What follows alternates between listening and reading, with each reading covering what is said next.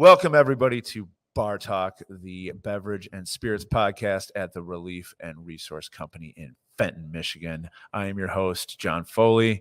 With me, as always, Courtney Booms. Hello there. Marc Miller. Welcome back, Hello. Courtney. You took a Yes. hiatus on the Thanks, last man. episode. Happy to be back.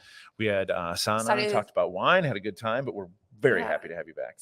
Still have glasses, less Yes, you do. tall. You're less tall than you were Yeah, before? paler than Hassan as Oh, well. you're Yeah. paler and less I'm tall than describing Hassan. myself. That's true. Yeah, It's like, how did you get less handsome. paler and less tall in the meantime? Comparatively, yes. Comparatively, yes. So we are coming to you courtesy of iLogic Media. If you do not know the content on this this wonderful production company, please check it out. There's lots of good football stuff on right now because the draft is tomorrow. Well, the draft will already happen by the time you see this episode, and I'm sure the Lions will have screwed it up very, very neatly and in a very distinctly Lions way. But today, I think that this is probably maybe the most surprising show for all of us that we're even doing it, because I don't think any of us would have, at the onset of this project, picked a vodka show. No, But we're going to do a vodka show because Might as well. you don't get to exist in the spirits and beverage world without talking about vodka, because vodka is a massive part of what we do. It is instrumental in literally paying bills because vodka is still very, very popular, and you have to be able to make drinks and discuss how to build drinks with vodka, because you're going to have to. We don't get to exist in Genesee County, Michigan, and not pour vodka. We can't be super fucking hipster and say, we don't pour vodka because gin is just so much better. It is, but we also have to. You have to accommodate the people that come into your bar. We don't get to be that super cool. So we're gonna deep dive vodka. Even though we are super we cool. are super cool, but we're so cool that we've come around to that. Yes, and now we're embracing vodka in a postmodernist neo craft cocktail evaluation type of way. And it all started when they brought the wall down, The wall? Yeah. The Berlin Wall? The Berlin Wall. Yes. And how did you feel about that in 1989, Marc? I felt like I was -4. Yes. Yeah. Yes. I remember I got a Egg in Christmas his mother's ornament about the Berlin Wall coming down. I thought it was necessary to commemorate. Was it just a shattered? No, Berlin it was a Wall? blue ornament and it said the Berlin Wall, and it was to commemorate it coming down. I was a very serious 9-year-old. All right. Yeah. I can picture you being an intensely serious 9-year-old. Actually, nothing but historical. Maybe I was really Christmas ornaments. proud. That was the only one I ever bought. Yeah, exactly. Yeah. John Foley in a nutshell, everybody. But the back to the subject at hand. So we're all avoiding talking about vodka. It is incredibly versatile, has a really interesting history, and it still plays a major part in service. So we are going to talk about vodka. Yeah. Now. So I usually start with the history part of the portion of our podcast following John's introduction, but I actually wanted to talk first about how vodka is made, because it's not insanely distinct. There's like 3 general rules, and then everything else is kind of a free-for-all. So vodka is a clear alcoholic beverage distilled traditionally from fermented cereal grains, i.e. wheat, rye, barley, etc. The stuff we make whiskey out of. Right. Or more modern distilleries have employed the use of potatoes, rice, sugar beets, honey, fruits, even maple sap. There's a huge market for gluten-free vodka, which is kind of an aside. Almost every we'll talk about gluten-free vodka gluten-free, later. no matter God, what you yeah, make it with. But anyway, so you've got things that you can make it from. It just has to be sugar, really, that gets fermented, and then I think I want half the vodka tonic in front of me before I talk about gluten-free vodka. fine I enough. want to Yeah. really work So myself up. I'll make you as many as you need. No, you don't rant see about that rant, yeah. gluten-free vodka, but besides using grain or other products to ferment to create an ethanol, the other kind of classification for vodka is that it's typically treated with charcoal or other materials both during and after distillation to create a flavorless or near flavorless product. And there are some controversy. And that's by means of filtration. Exactly. And there's actually some controversy around vodka's definition because there are very little regulations, like I said, about the clarification of the spirit even. So charcoal or other products. So kind of how that's elaborated there. And then flavored vodkas do exist, much like flavored gins, though. They're typically flavored post-distillation, and they're kind of classified in their own category. So as long as it started off as a clear, near flavorless product, it is vodka. The idea of flavoring spirits is really interesting, and it could make for a whole entire show. Yeah. Because you have things that are flavored during distillation. You have things that are flavored via maceration and distillation, and then you have things that are flavored post distillation, and they are very, very different and taste different and play different in cocktails. Mm-hmm. So flavored spirits are man, that's probably a whole other show, but it is really interesting in trying to like seek, if you're into that kind of stuff, finding things that taste genuine. Yes. It's tough. Yeah. Marc, add flavored spirits to the calendar. Let's just bang out this show tomorrow. So I'll get you some notes at like 3 a.m. It'll be really weird. You'll piece them together. And I say we just don't sleep. Get weird with it tomorrow. Tomorrow morning. Well, I'll take some ketamine. It'll be great. Don't do that.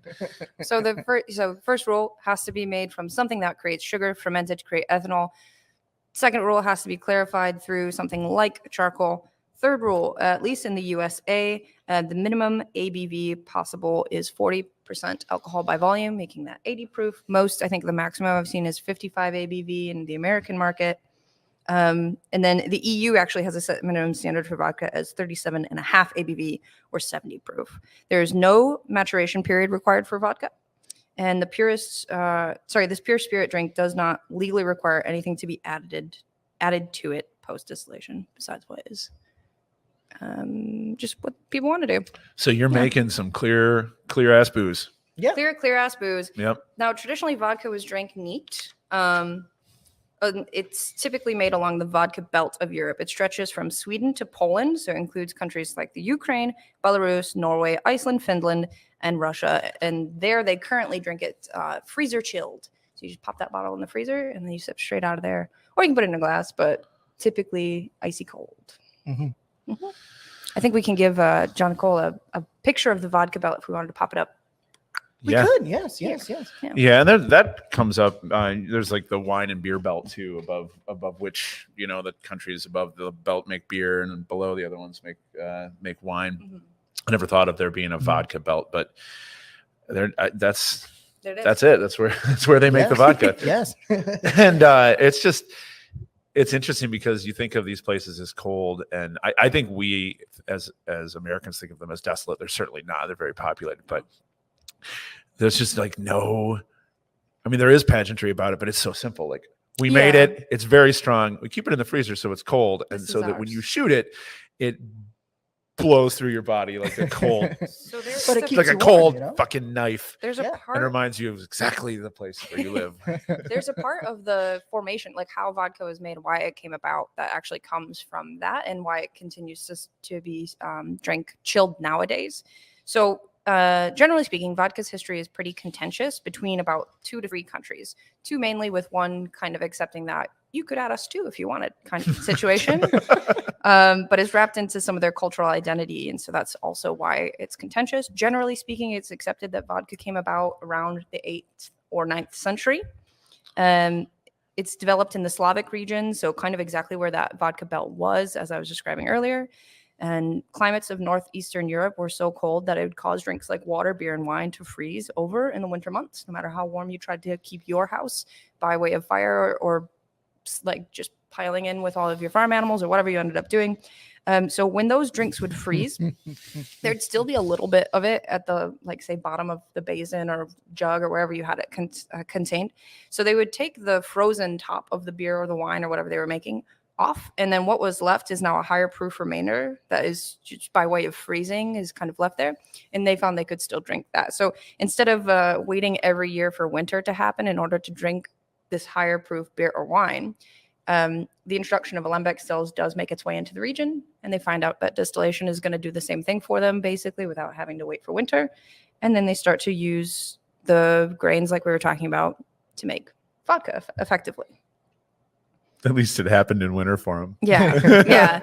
And we know from other there's got to be something to drink. I have to find something to drink.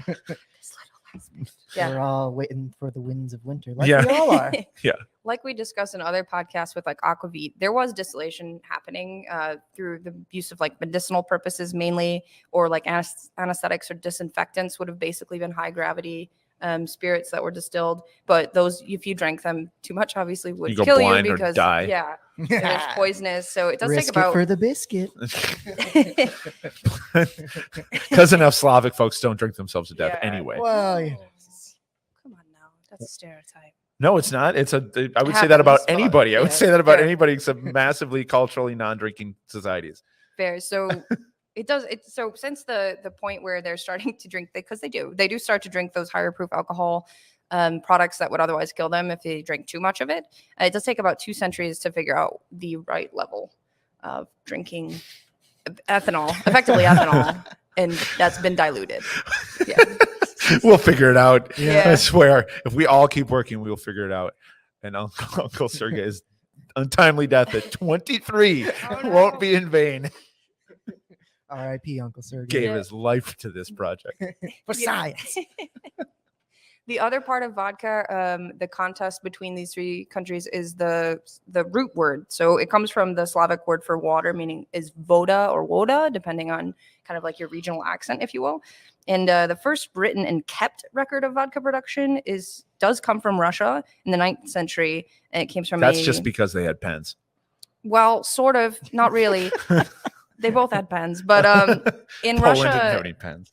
in Russia, you could produce and sell vodka to whoever you wanted, but it takes Poland about a century before it's not prohibited to sell and make your own vodka.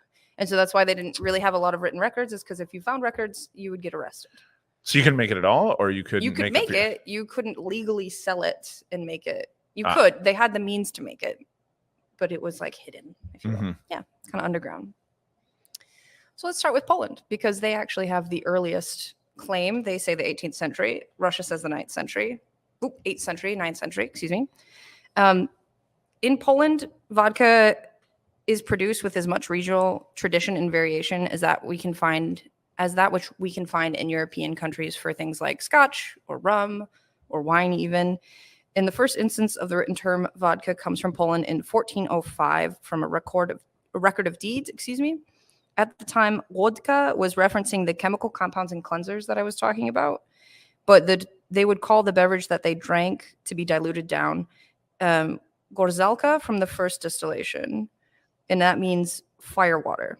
And then they would continue to distill it and call it a couple of other things as well. Some Polish vodka brands still on the market today can stretch back for centuries. The most notable for us is Zabroka, which we do have a bottle of, but we'll probably expand on that a little bit later. Polish vodka is good. Yeah. And how many producers are there now, though? Is most of it just regionally sold? So you have to go there to get it? No, you can still get Polish vodka elsewhere, like Luskowa, I think. How do you pronounce that? Luskowa is a Polish vodka blend that's super popular. Lukasłowa. Lukasłowa. Yeah. Absolute. Oh, yeah. And Is a Lukasłowa vodka is. brand that's from Poland. Absolute is Polish? It's originally Polish, and then it was sold to the There US. you go. Yeah. Absolutely. Okay. Lukasłowa for the money is great. Yeah. It's a very cheap bottle of vodka. Yeah. And it's very good, especially in cocktails. Oh, yeah, it is. Yeah. Because it's, I mean, to be fair to vodka drinkers, vodka is smooth. I mean, it's not meant to taste super alcoholic typically. You can taste that it's alcohol, Especially if you but drink when it you have a freezing vodka cold. drink, Like, that's another reason I think to drink it cold is that you don't want to taste just alcohol. It's chemically known that things that are colder are less intense. If you were to warm that same product up, it will taste more intense. Yeah, I agree. Just like our cold hearts. They're less intense. But you were talking about like a production basically of Polish vodka, right? So production on the larger scale or more industrial scale started at the end of the 16th century, mainly in Krakow and Silesia. And then a good deal of Polish vodka came from Poznań, which was a city that had just shy of 500 working distilleries at a period of time. That's awesome. Right. Eventually, Gdansk would become. That's awesome. Eventually, Gdansk would become the biggest producing and exporting city in Poland for vodka, directly contributing to the fact that in the 17th and 18th centuries, vodka in Poland was only able to be produced by the nobility and clergy of the region, which Gdansk was the largest city for that at the time. A clergyman? Yeah. Right. Yeah. Well, so there's a period of time where, and this happens in Russia as well, but vodka is so huge and so popular, and you make so much money off of it that the the royalty and the nobles and the clergy are like, well, fuck all you guys. Yep. We're the only ones who get to make this now, Yep. so that we can make all the money on it, Ah, and you can just get drunk and come to church and fight my wars. So have fun with Makes that. sense, Like, you know, that's a quick, fast history alcohol of it. But by way of controlling the masses. That's and this is Yeah. the only place in history that this has ever happened. Yeah, It's absolutely. never ever happened anywhere else. so it happens at the end of the 16th century. It does go back to the public for a little period of time, but then we have war happening not too long afterwards, and the monopoly was kind of driven by a post-World War II regime change, the second monopoly of vodka, led by the Polish Marxist Leninist The people's government. vodka. Yes, the Which People's the people don't get to Republic make. of Poland. I think The is what people it's don't called get too, to make it no. or make money off of it. Yeah, but it succeeded the Yalta Conference. If people who know World War II know that the Warsaw Alliance Pact attempted to create this new form of government for Poland, an occupation that they had from Nazis previously, the Red Army afterwards, and then this kind of communist Imagine government these, takeover sad afterwards. bottles Yeah. of industrial vodka in a shelf, and it's just a white label with red lettering that says vodka, Yep. and nothing else is on there. Yep. It's Yeah. it's like the beer can labels Communist and vodka. Yeah. yeah, communist vodka. Yeah, and like if you ever see the movie Repo Man, he's walking around and everything just says like soup or beer. Except Cereal. There's what I just said: vodka and then obey. Yeah, vodka. Yeah, and then like the extra strong like sad vodka. Yeah. This government takeover of vodka in Poland happens until 1980s is actually when that kind of martial law starts to decline. But then the sale of vodka in Poland becomes rationed because there's no one really capable to make it to that same degree when government kind of passes it off. It was a tight So- ration too, because I think each Polish adult was only allowed 3 liters per week, which is Which is very low. not enough for them. Not enough. Yeah, No. Maybe not. No, I have Be nothing enough to for back me. up that number. Certainly wouldn't be enough for me. So that was Poland. It's kind of definitely really wordy and verbose. Russia follows along a similar pattern. So I'll try to keep it to like the highlights. So the Russian, the first instance where distillery is mentioned in Russia is in I think it's pronounced Vyatka Chronicle. It's also accepted that the spirit's origins could have come from a 1386 visit to Russia by a bunch of Italian Genoese. ambassadors. Yeah, I love that Genoese word. ambassadors who brought Grand Duke Dmitry Donskoy with aquavite, basically, that they had made specifically from grape must. And so these Italian ambassadors teach the Russian royals some distillation techniques, and eventually they create vodka instead of grapes from their own kind of grains. Let's see. There's another period where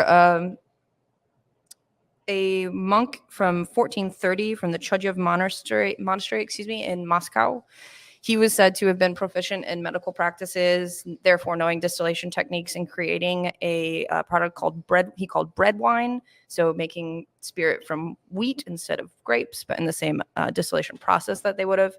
And he produced it as a monopoly for the Grand Duchy of Moscow until the era of industry. So like Poland, it becomes like available to other people as well. But it does create a specific tie of Russian vodka with the city of Moscow.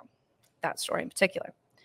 After that, one kind of sure fact that's really interesting to me, at least, is in the 16th century, Russian Tsar Ivan the Terrible, he decided to bolster the royal treasury by introducing high taxes on vodka and then also establishing a network of taverns across the country. Yeah. These government Sly taverns guy. had the exclusive rights to sell vodka to the people, and any private manufacturing of the drink was punishable by law. So just like Poland, he's kind of like, well, listen, I want to make all the money on vodka. I want to get all my people drunk, so they're dependent upon me and my money by working for me or working in my army. My bars. Or in my bars. Yeah. So again, he's just nobility is using vodka to kind of control the masses and create their own wealth. Ain't no Yeah. party like a high tax government tavern party. Yeah. That's a good time. And it should be noted, this is a very toxic relationship to be in. So if you ever have yourself your own personal Russian czar that's, putting high taxes on your vodka. They're impossible to get out of your house. Yeah, I know, right? They're horrible. I have Like, there 3 might of be them in my actual basement. Russians today who feel very attuned to that Yeah, statement. well, without, True. yeah. So let's try to do a vodka show and not talk about Russia in like right now. Yeah. It's like yeah. an impossible thing to do. Yes. So we're not ignorant to the fact, but Booms is always very good about bringing a historical kind If you of. want me to talk about something I'm not supposed to talk about, you I know, have to that's tell not- me before no, the show. no, there's no not supposed to talk about it. It's like, but we could just end up Talking totally about a lot more than divergent. that. Yeah, Okay. exactly. I'm Yeah. already getting long-winded. So let's come back to I will shit talk Putin all day. yes. All right. Yes. By the 17th and 18th centuries, though, His Russia- face looks like a puckered lemon. That's so true. By the 17th and 18th centuries, vodka was well established as the national drink of Russia. And though the government might have been using it to take all your money and get you super drunk, it was used for lots of things like celebration and religious ceremonies. Great part in in great part to Empress Elizabeth, who regulated the ownership of vodka distilleries and promoted the consumption of vodka. Afterwards, Empress Katharina II, also known as Catherine the Great, great show on Hulu, very historically inaccurate, but really, really funny, is credited for having a hand in creating the purifying method that we use today. So the use of charcoal. This is the same lady who inspired Imperial Stout too. Yes, exactly. Yeah. She's a good drinker, apparently. Yeah. And yeah, so it's a trend of purity and crisp quality that she created through the use of treated charcoal. So it's usually heated or chemicals are used to expand it so that it's like even more porous and spongy. Yeah. So not long after the Russian government's monopoly of vodka production was repealed, prices dropped and higher quality vodkas became easily acceptable. Really cheap, lower quality vodka became acceptable as well. It's just that it was being produced outside of this monopoly. Taxes on vodka became the key element. We already mentioned that, sorry. But by 1911, vodka comprised 89% of all alcohol consumed in Russia, in the entire country of Russia. By what That's day? a very large country. By 1911. By 1911. And This is then I'm reading what you have down here. Yeah. Read the rest of it, and then I Yeah, have something to say this has about basically remained the case, though dropping slightly to only about 70% or so. That's really minute, though, considering. And the second highest consumer of vodka outside of the vodka belt in the entire world. us. Yeah. 40% of Y'all their like your state little revenue, politics. and how much of that was the USA contributing to for decades Decades. by drinking something ultimately flavorless. Yeah. And yeah, and eventually we started making our own, and that's great. Right. But man, I don't know, like 40% of more the things state you can revenue drink. still buys Yeah. a lot of guns and tanks. That's So very maybe you could have fought communism in some more productive ways. true. Joseph McCarthy and everybody else in the 50s and 60s. I'm sure that some of those guys who were railing on communists and making all sorts of ridiculous trouble for people probably went home and knocked back a few vodka martinis Yeah. at They the end of might the have. day. And gin Might have. martinis are just as good, if not better. That's A my wise argument. person once told Yeah. me, don't talk about it, be about it. Oh. And I don't think our vodka consumption was helping any of our relationships No, back then. definitely not.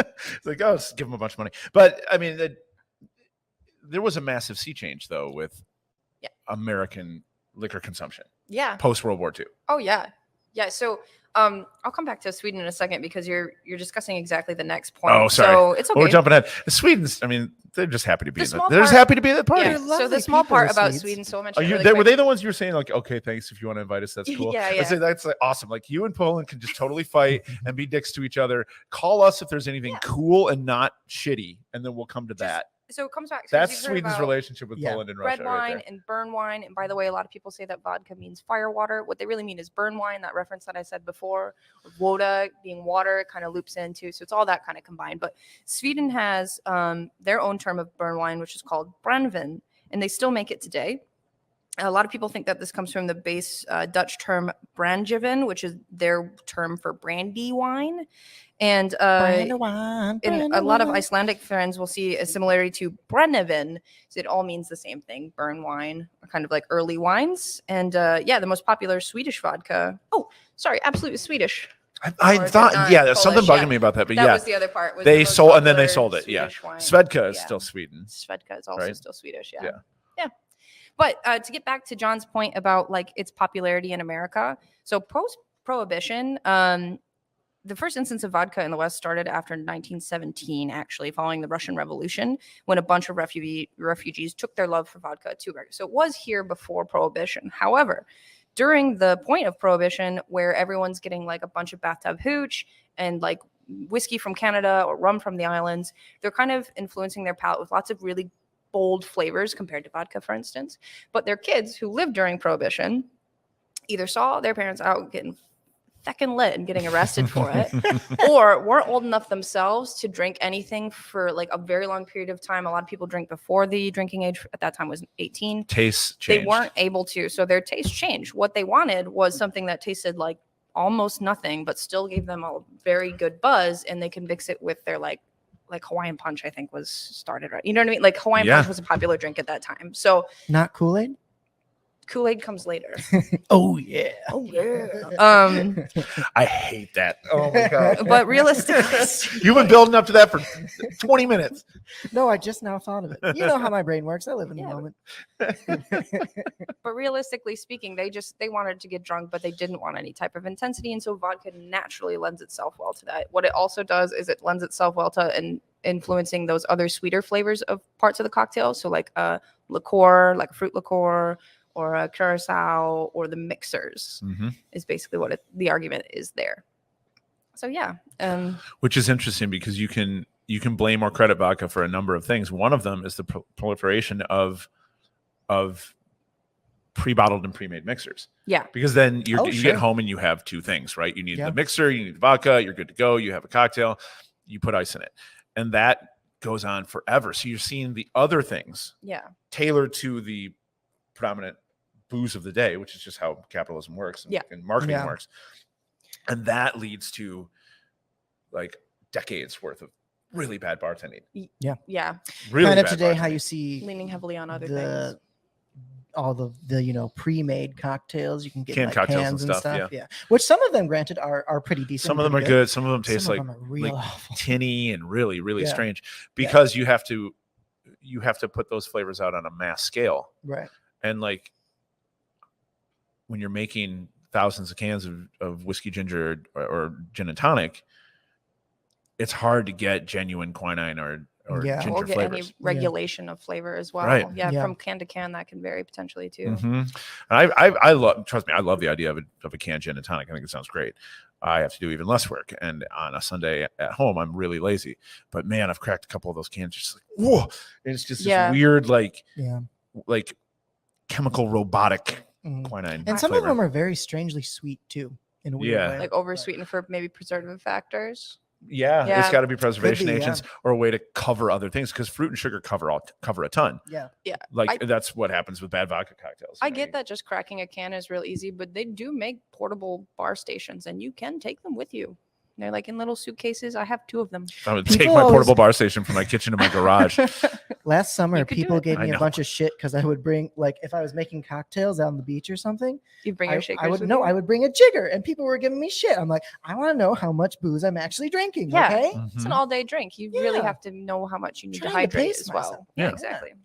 Oh, there was no hydration. It was just booze drinking. Just but, whatever know. you swallowed from the beach itself. Yes. Okay. So one of those Russian refugees that I mentioned before was Peter Smirnov and his son Vladimir, and they're one of the things about their particular brand Smirnov is that they jump straight into marketing slogans and then also mixers. So like John was talking about, like vodka, add ginger beer. What do you basically have? A mule. Just add a little bit of lime, but otherwise it's basically the same thing. Vodka. What do you add to make a Bloody Mary? The mule was invented by the Smirnoff company. It was, yeah. Yeah. The mule and the Bloody Mary both. Fun So facts. you're just adding tomato juice for the most part. But one of their long running campaign of quote unquote leaving you breathless is what kept them in people's minds, like well into that Leaving 3 you martini lunch phase as well. Yes. Yeah. Yeah, because after you've puked up your 3 martini lunch and you're choking on bile, you can't draw a full breath. But you Mm. can drink a Bloody Mary. Yes, you can. Then the very next Probably. day. Listen, I ate olives with it. Yeah, that's lunch. There's like a lot of celery on that stock. Yeah. So, more brands launch in the US and the UK, and Smirnoff is not the only brand that becomes popular anymore. But it does appear also in the Bond film Dr. No, as Connery orders himself a martini, shaken, not stirred. The bottle that Dr. No picks up to make his cocktail is Smirnoff. And the timing coincides Like a with true the villain. cultural revolution of the swinging 60s, and with that affluent younger generation, generally they like a more relaxed lifestyle with emphasis on adventure and experimentation. And so that's when vodka's mobility and mixability for infusions, as well as being paired to pretty much any mixer, The jet set crowd. drives an even stronger emphasis towards those And kind of people travel origins. more, and resorts become more popular. Warm destinations and fruit forward Yeah. becomes the order of the Mhm. day, Yeah. cocktail wise. Plus, the old drinks are considered drinks of an older generation. You know, you don't want to drink what your parents drink. Yeah. Generational Yeah. change for cocktails and spirits in general is very, very predominant. Mhm. And so if your dad drank this, you don't want to drink it anymore. You don't drink the next best And I thing. think with that too, like you said, more like jet setting people, kind of like traveling to like resorts and stuff. You probably see then like, I don't know if proliferation is the word, but like more like lower costing, shittier spirits, basically that these resorts or something, Yeah. someplace would buy. Because because they're trying to sell to like Right, a mass exactly, crowd. yeah. And yeah. And so that's where It's you get some of capitalism. the more poorly made kind of bottles. I would have to yeah, imagine. and you'll I would fly agree. through it if you can get your cost on your bottle of vodka from one drink Yeah. or two drinks. Yeah, you're going to do Yeah. it because you're a resort and you're going to be plowing through. And you're shove adding it full enough of juicy sugar shit. and- And yep. That it's yep. masking And it tastes whatever's good in the unpleasant sun. anyway. Yeah. Yeah. So vodka in cocktails, we talked about a little bit already, but the first recorded recipe for a vodka drink came from the Savoy cocktail book published in 1930. It's called a Blue Monday, and it was very befitting of something easy and boozy to drink, and it was vodka, Cointreau, and blue vegetable juice, which you can read as Yeah. blue food coloring. But the real question is the next day, how did it feel? Good reference. But yeah, to so that, bud. we associate vodka cocktails with really cool people like James Bond and the Rat Pack, but then at the same time too, you associate it with masking flavor or having very little to no flavor. But eventually, it does push itself into the later cocktail crowds as well. So you're getting into the 80s and 90s for that cocktail we all know and some of us hate, the Cosmo. It's Carrie Bradshaw's favorite cocktail in Sex and the City. Oh, I don't hate it anymore. No? No, I don't care about it anymore because I Fair. don't have to make one because R&R doesn't carry cranberry That's juice for true. that reason. But if you do have cranberry juice, the cocktail made by Neil Murray in 1975 at the Cork and Cleaver Steakhouse in Minneapolis is vodka, Cointreau, and lemon juice, basically a kamikaze. And he added a splash of cranberry juice, and a guest, declared, "How cosmopolitan," giving him the inspiration Oh my to name the God. cocktail. Okay, so I got nothing wrong with Neil. Whoever called that drink cosmopolitan is an idiot because A dangus? Yes, but however, you gotta love the pure bartending in the moment flex of doing that, right? Like I will make Sure. you Oh, that's what I'll this call it. cosmikaze, Yeah. and I'm gonna throw in a splash of cranberry. It's pink, it's shaken. It is such an ultimate in the moment move. Yeah. Like the advent of the Cosmo is awesome in terms of like just being a great example of kind of bartending on your feet Yeah. and developing something that's clean, easy, very easy to describe, and very easy to drink. And it's way cooler than saying, "I'd really like a vodka drink that's like tart, but I have a UTI. Can you help me out?" Holy dive. Yes. Well, Which is really what they were Oh. saying. That's the story that I always thought it was until I looked it up. did you really? Yeah. That's a great urban myth, Yeah. urban bartending myth. All right. So, I mean, not as much history as maybe some of our other podcasts. Like, what timeline are we on, Mark? Yeah, you're correct. But that's Yeah. okay because we got A some little vodka to shorter, drink. but Well, but I also, I mean, I think it's nice. It would be nice to like talk a little bit about what we think about vodka because exactly. I've been doing this for 21 years, so I've had this very up and down relationship with this in terms of my job. Right. Like when I first built the Laundry's Bar in 2004, it was really important for me to get like say the recipe for a Cosmo right. Right. Yeah. I don't make them now because I make a really good Cosmo, and I made hundreds upon thousands of them for years down the street. So when I opened R&R, it's like I just don't want to make that drink anymore. It's not that I want to make vodka drinks. I just don't want to make that drink anymore. Yeah. And you can make drinks that hit that same flavored note and Yeah. profile without actually Right, having to make yeah. that drink. Yeah, and Yeah. it's just more interesting. Yeah. But So your Cosmo recipe is now a secret that will be lost to time. not really. They still make them at the laundry. Yeah, they make. Well, I think Oh, they're still well. making the same one. Go have one. You'll love it. Anyway, this whole thing starts to change, right? Like you come up as a bartender, especially in the early 2000s, you have to do stuff with it. You sort of like it because you can sell a bunch of drinks, make people happy, gather a following around a couple drinks, but then you start to hate it because you learn more and you want to make stuff with gin and you want to make stuff with white rum and you want to make stuff with agave. And so you start, like fuck vodka and I'm going to dog on vodka all the time. But then you realize that vodka is part of how you make your money. It's part of how you pay for the other stuff Right. behind the back bar. Right. So you have to continue to embrace it. So it goes back and forth. It's always been kind of like twisted up in a lot of different ways of thought for me because it's well, especially as a bar what we owner, have it. We have to use it. You probably see the highest profit margins on your vodka bottles. I mean, they're not bad. No, yeah. One of the things I find interesting, because it's already part of the topic that you brought up. There's a bartender who was in Detroit at the time. He's actually going to make his way into Fenton soon. He came up to my bar with his girlfriend, and they were having the argument about like, I just want a vodka cocktail, she goes. And he's like, why would you want a vodka cocktail? It's no good. She just wanted one, which is fair. And she asked me, because she had asked him, like, do you like vodka? My answer was no. And she's like, like thinking that she had lost the battle. And so she goes, but why? And so I said, I dislike vodka because I don't think it imparts anything to a cocktail besides alcohol, besides getting someone drunk, which, to be fair, is part of a cocktail. But I had the caveat that her boyfriend did not have. But I do appreciate it for a couple different things. One being infusions. Yeah. If I want to add one flavor to a spirit without it clashing with the certain elements of gin or whiskey or whatever else, I'm going to grab vodka for that. Mm-hmm.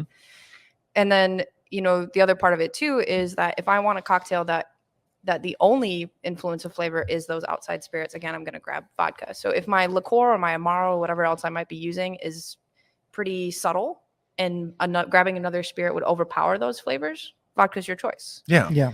But one of the cool things about the other spirits like gin or whatever is that they are actually, they're imparting a certain amount of flavor that usually develops more nuance to flavor. Yeah. That vodka won't give you.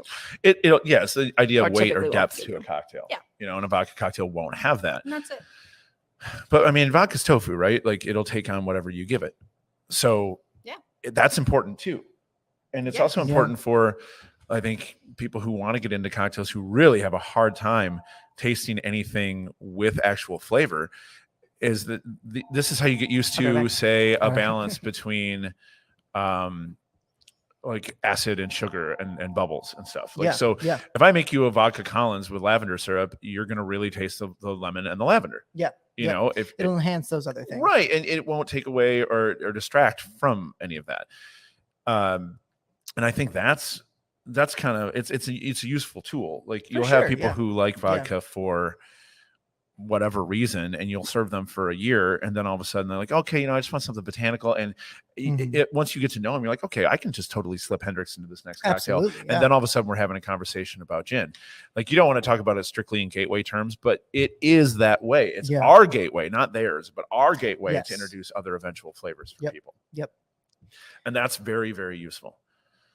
I would say I have one argument to Booms' statement that vodkas don't necessarily add anything to a cocktail.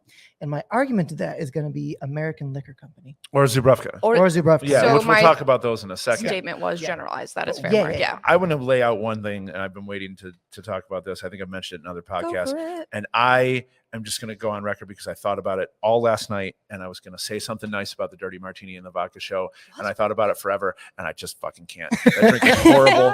I will never stop hating that drink. I don't care if you give me the like Moroccan olive brine that rode through a desert on a camel and cost $75 for 3 ounces. That Debbie Harry farted in. And whatever. And like some 25 times distilled Czar's vodka and some really great olives. I will still not like that drink. Because it's just people order it for the salinity, right? Correct. And it's or sometimes a bar snack. Like if I want a bar snack, I'm just gonna ask you to spear some olives and I'll give you a tenner if I have to. I order whatever you want. That's fine. I will make it. We still make those. But I have a hard time getting into the ins and outs and the nuances of it. Like I don't need to debate for 15 minutes what vodka I'm going to put in it because there's going to be an awful lot of brine on top of it. Right. Yeah. So don't overpay. That is an instance where really the vodka you use does not matter. Not really to me. Brine's pretty overpowering. Yeah. There are things that are meant to. I mean, there's been that there was a gin made in Detroit that used a little like olive and salinity in it, and that was supposed to be like part of a perfect, like it was supposed to be a gin like for an ideal martini. If you like olives in your martini, which I don't. Yeah. I like lemon zest in mine. So I have a very problematic relationship with that drink because I think people just kind of horse blind or order it. Yeah, it's one of those go-tos that like if you don't want to take the effort to like look at what a place has on their menu, dirty vodka martini, because most all places can make them, but I understand why people like them. I just personally hate that drink. Yeah. If someone's gonna I'm sorry. The one thing I'll give to that is that if someone's going to ask me, I would like a dirty martini, should I do vodka or gin? I would always say vodka. Absolutely. Yes, But for other sure. than that, it's not my favorite either. I like olives. I would just eat them as a bar snack. Now, speaking of vodka martinis, we had an event here for one of our reps, a deal, and he did a couples shower for him, and he's our rep for William Grant, so he's got a lot of great product. Specifically in the gin and vodka world, Hendrix and Rika. Well, we did this event all day, and I left and I went down to the Italian place right down the street because I was really hungry, and I was sitting down and getting ready to order my food, and I was going to get a cocktail, like a gin martini. Because I like that before like a big meal. I was going to get a Tanqueray martini, and he comes up, he says, "Hey, can I buy you a drink?" And I don't like Hendrix and martinis, so I pivoted and I thought, well, if he's going to buy it for me, I'll buy his product. And that Rika martini that I ordered was delightful. Probably real good. Oh, Yeah. yeah. With the lemon zest. It was really, really good. Like clean. Like the clean vodka martini does have, I think, it does have a benefit. Yeah. It'll do that kind of same premium thing. And if you just don't like the Almost taste as of like gin, an aperitivo or something like that, you know? So to wrap up the dirty martini conversation is like, I understand why you like them. They're salty. Try like a traditionally made dry vodka martini, because those are indeed fantastic. And order like a salty snack. Like we have almonds that are salty. Order some bar nuts or something like that. Like you don't need the olives, people. You don't need them. or just eat them on the side. Or because I like to eat olives. Yeah, could do that too. So you mentioned Rika. I did mention Rika, which we pour a lot of. We poured a lot of it. We have a bottle here. It is from William Grant and Sons, and it's from the beautiful Icelandic region. Specifically Iceland, and it's its own island. It's in Reykjavik, which is why it's called Rika. It's small batch and handcrafted. It's the only distillery in Iceland for vodka, actually, and it's produced using geothermal heat for distillation making. Has about as eco-friendly as you can get. Uses water directly from a 4,000-year-old lava field. It is only 80 proof, so it's the lowest ABV that it must be for at least the American market. And the water is considered so good that it's actually bottled and sold by itself as well. From that really? Same that I did not lava know. field. For the money, and this is the same price as Tito's, it is ultra clean. Yes. Like I have no, used this no vodka burn whatsoever. to convert. I've used this vodka to convert so many Tito's drinkers. It's ridiculous. Well, it helps that we don't carry Tito's either. Well, also that. But This is what you get for a lot of the people. But Would you guys want to try some of this by its own? Yes. I haven't. I don't Marc think I've does at tasted least. Rika since we carried it. So to mention a deal again, yeah, shout outs to we're gonna have to Thank tag you. him or something on this because Yeah. he's gonna love the show. But we were doing a tasting with staff, and because William Grant's portfolio includes Balvenie and Glenfiddich and Monkey Shoulder. The real reason I did it, because I did it in the fall, I wanted him to bring in the single malts because I wanted staff to taste the single malts because I wanted them to be able to sell them over the holidays. And he said, "Hey man, I got to bring in Rika too. You know, the bosses really want me to, taste all the marks." And I said, "That's fine. I don't care. We'll taste it and move on." And he poured it first, and the entire staff tasted Rika. Yeah. And I think by the end of that meeting, we had switched. Yes. We had decided to Oh, drop yeah, Tito's yeah, we stopped instantly. carrying Tito's. It was Yeah. like, it was a sleeper hit, the Rika. It was, we had the Scotch tasting, and everybody walked away talking about the vodka. So Yeah. it changed our back bar. Rika is actually made from barley, the same barley I believe that they use for some of the malts in William Grant and Sons. Yeah. I don't remember him mentioning that, but I believe you. Okay. Yeah. It's I made totally from believe malted it. barley. Yeah. At least in my research, I found that. Okay. Yeah. And they're also one of the only distilleries still using a Carter head still. A lot of gin distillers will still use this. It has an intense amount of copper, and that gives it, they say, unparalleled smoothness for distillation because copper is so inductive. And they also use, instead of charcoal, they use the natural lava rock from Iceland to continue that smooth factor. Arguably, there is charcoal in lava rock, but more minerality than plain activated charcoal, I guess you might say. Yeah. It's just funny. I took the glass to do, what you habitually, you go to do the nose first. I'm like, Yeah. oh, that's vodka. That's straight. Well, yeah, Yeah. because you're not going to smell anything. Yeah. It smells like alcohol. Smells like the glass. I think. Just super clean. Yeah, it's delightful room temperature, but I mean, this cold, like icy cold, Yeah. would just go right down. Nice. I'll add it to the little bit of vodka tonic I have. I lost mine. So Oh, no. the only other vodka brand that I developed notes for is Zroka. Well, you we did gotta talk mention about it very 'cause it's so briefly cool. in Poland, Yeah. but it is freaking awesome. Yeah, this stuff is fun. And it's yellow. So we carry Bach's Zaboroka bison grass. So I guess it might be easier to see from the side. So there's actually a blade of bison grass in every single bottle. Which is wheat. It is. Is What? it wheat? It's grass. It's actually grass. Oh, it's actually grass. It's actually a grass. The Yeah. bison's pee on it, John. There's That's how bison gross grass it at is. 7 Great Lakes State Park. Believe it or not. It's Really? American bison grass instead of Polish bison grass. But yeah, there's like a protected field of it there because it's one of the oldest naturally growing grasses in America, and we have a lot less of it than we used to. So Oh, yeah. is that like when you're first driving in and you like see it in the Yeah. fields? Yeah. Yeah. I always wondered what that was because I was like, why is this field of just really nothing protected? Tall But- grass. Yeah. So Bison grass. Zabroka ranks is about 3rd or 4th best-selling vodka in the world Is it really that from high? Poland. From Oh, Poland. Okay. After like Absolute and Luskowa and Korciasia, I think is how you pronounce it. I'm probably butchering it, so sorry anyone who's Polish or knows how to speak Polish. It's available in more than 80 markets Send us a message worldwide. and tell us how to do this Please for tell real. me how to Yeah. talk. Tell Can me how you to tell talk. us how to podcast? Yeah, please? actually, anybody, if you ever hear that we're pronouncing something wrong, please Yeah. let us Oh know. yeah, comment. Let us know. It's cool. But yeah, it's sold in several thousand markets, if you will. Not really, it's 80 markets. But in Polish, the word Turoka is officially used for the term for bison grass, and it's the name Zubrocha is used in folk terminology and colloquially. So that's Oh. where they're taking that name from. And it Interesting. comes from the term Zube, meaning bison, and then Brocha or something meaning grass. So the word for European bison in many Slavic languages and Baltic languages. So the Zubroka bison grass vodka is usually served chilled on its own. It's an alternative. As an alternative, you can mix it with apple juice, and it's known as apple cake in Polish, a frisky bison in the UK, or a Polish kiss in the US. Sometimes served over ice cream, or another common mixture is ginger ale. Only the Blame Polish that would on serve blame. vodka over ice cream. That's awesome. And I'm then, going to do that. a black bison is what they call a Zabroka mixed with black currant juice, and a Zubrate, much like a checkmate, or is with Beer. lemonade, Oh, with lemonade. Okay. Oh, vodka yeah, with yeah, lemonade. yeah. Yeah. So with Zubrovka, if you're going to go buy it, and I highly recommend you do because it's delicious and it has a mild, like kind of grainy sweetness to it, which is really, really attractive. Mhm. It does have flavor, but the flavor is from the grain.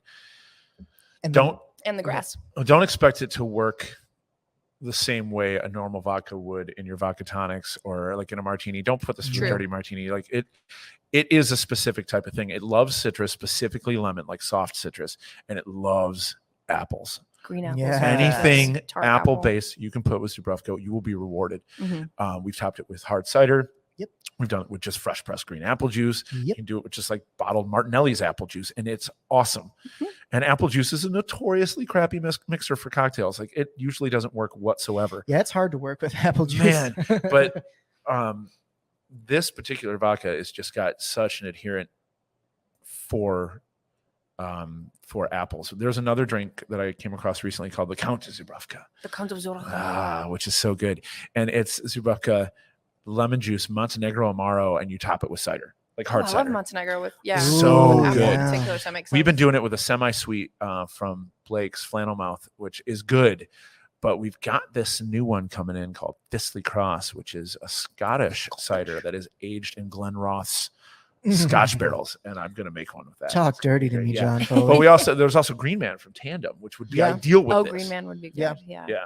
Is that just like their standard cider, or is that the No, pecan one? that's the dry one. No, you're thinking dry, of yeah. Vanderbilt. Vanderbilt. So Tandem is up in Sutton's Bay. Hey JP, thanks for listening. He's not listening. He Anyway, could be. Tag it him. is Sutton's Bay, and they're pretty much the driest cider house in Michigan that you can get. Yeah, this has a lot of other flavors going on other than just ethanol, Yeah. like Yeah. cinnamon, apple. Cinnamon is a big part in that too. And one of the things Yeah. that I find super fascinating about Zabrocha is they get their bison grass from the That's so good. Białowieża forest. Again, sorry, I don't know how to pronounce things. But it's one of the last and largest remaining parts of the immense primeval forest that once stretched the entire European plain, and it's a UNESCO World Heritage Site. So it's protected, and the forest is home to over 800 European bison. And dark magic. And dark Yes. magic.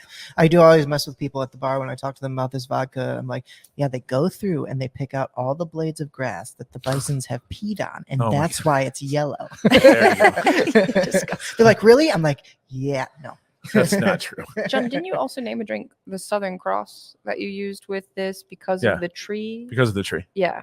It's like Do the you want to tell oldest. that story? It's like the oldest tree in that. It's like this massive entire tree forest, in the yeah. entire forest. Yeah. So we did the Southern Cross was a mule variant that I did with cassis and Benedictine, black pepper syrup, lemon juice, and ginger beer. It's delicious. And it's really good. Yeah. And I named it the Southern Cross because I like the idea of this massively dark, dense forest that used to stretch over everything. And this one particular tree, like this is the old one. It's an Ent. So if you're ever in Poland, maybe go there. That sounds like If a they really let fun you, do place they to let you go. in? Yeah, you can go to UNESCO heritage sites. You just can't like go off the path or anything like that, you know? We're also going to add this to the vodka tonic. Sweet. It's just going to be an amalgamation. All right, That's so good for you. this is your show now, boys. I got nothing else for these Got nothing other else? ones, but Well, we got 3 other vodkas. I guess one thing that I was thinking of when we were doing the show, and I want to mention, is that I think I've said this in the podcast before. The phrase "I'll just have," you hear it all the time. I'll just have a Pinot Grigio. You know, I'll just have a dirty martini. Is that all you have? I'll just have a Bud Light Lime. Don't drink Bud Light Lime. Anyway, I get why you do it. I've done it too. We've worked all week. We finally sat down. We just want to talk to our friends. We want to have a drink. We want to relax. We don't want to think about it too much. I'll just have, because that's a decision you don't want to make. Yeah. Right. But it doesn't take much to get a good vodka cocktail that you haven't had before from a good bartender. If the bartender feels even a slight bit adventurous, chances are putting out a vodka drink is like the easiest thing that they can do. Yes. Oh, yeah. So say, hey, I like vodka. I like citrus. I like a little bit of bubbles. I like botanicals. I like whatever. Like 2 or 3 sentences is probably enough for most people to be like, Mhm. okay, no, I'm going to give you this. I'm going to do something slightly different. And it can be as easy as making a vodka Collins with rosemary syrup instead of regular simple syrup, because most vodka drinkers who are going to drink something bubbly and citrusy might not have even had a craft vodka Collins made for them in years. So let alone the rosemary syrup being a different flavor, the proportions are going to be spot on. It's going to be a well-made Collins, and that is enough to shake a vodka drinker out of the doldrums of what they normally drink. And I think that's what makes vodka fun. You can blow minds with vodka almost as easy as you can anything else, because so many vodka drinkers have been shoved the same old crap forever. Yeah.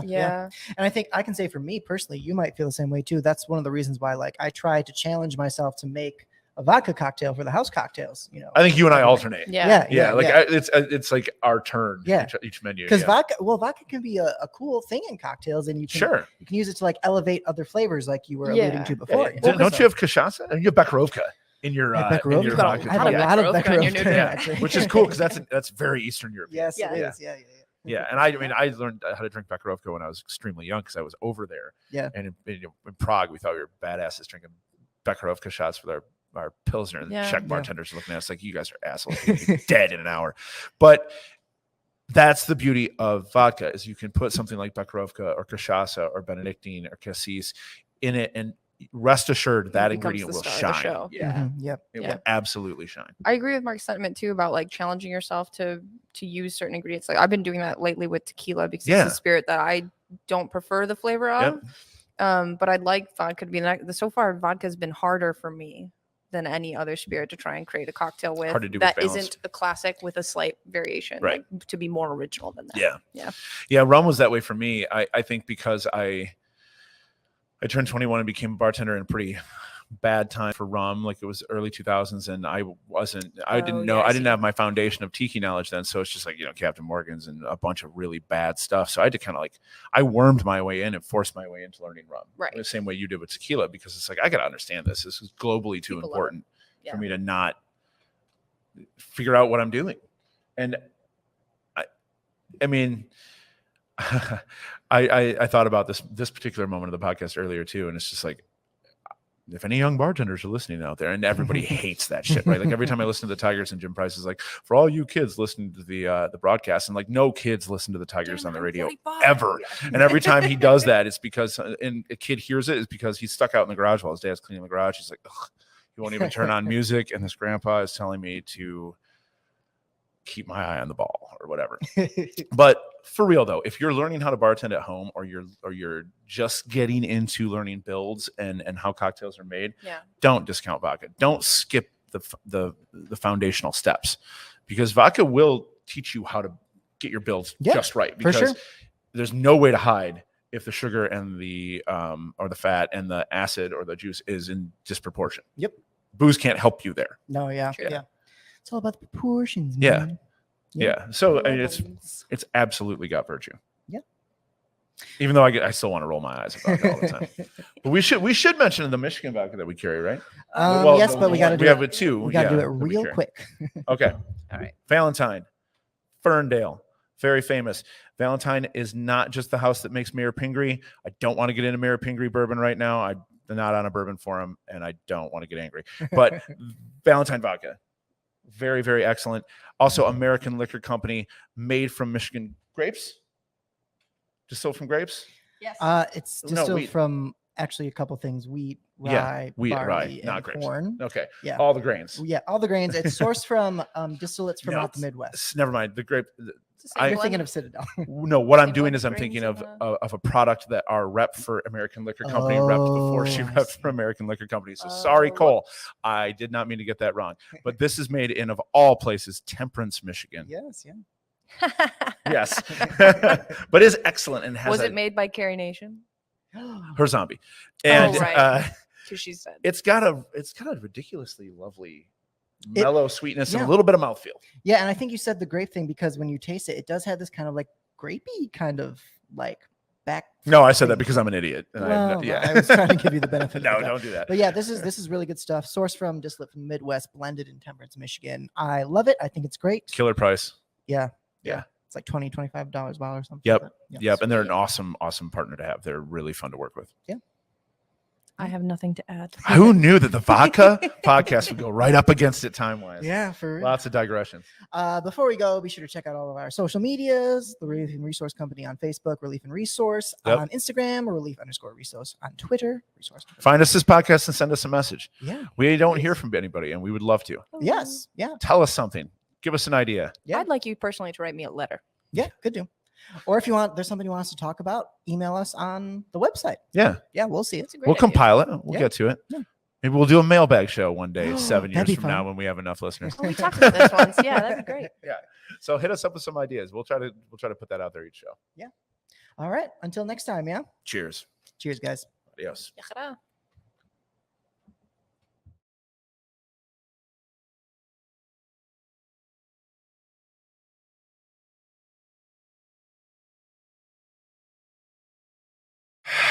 Let's see. Vodka soda, vodka tonic, vodka cranberry, vodka OJ, vodka ginger with lemon, vodka ginger with lime, vodka lime with ginger, vodka ginger with lime and cranberry, vodka ginger with lime and cranberry, and OJ, vodka OJ with cardamom, and lavender, vodka lavender with ginger, cardamom, lime, and bitters, vodka with no bitters, vodka with extra bitters, vodka shaken, vodka stirred, vodka frappéd, vodka with protein powder, vodka with soju, vodka with baijiu, vodka with koju, vodka with toju.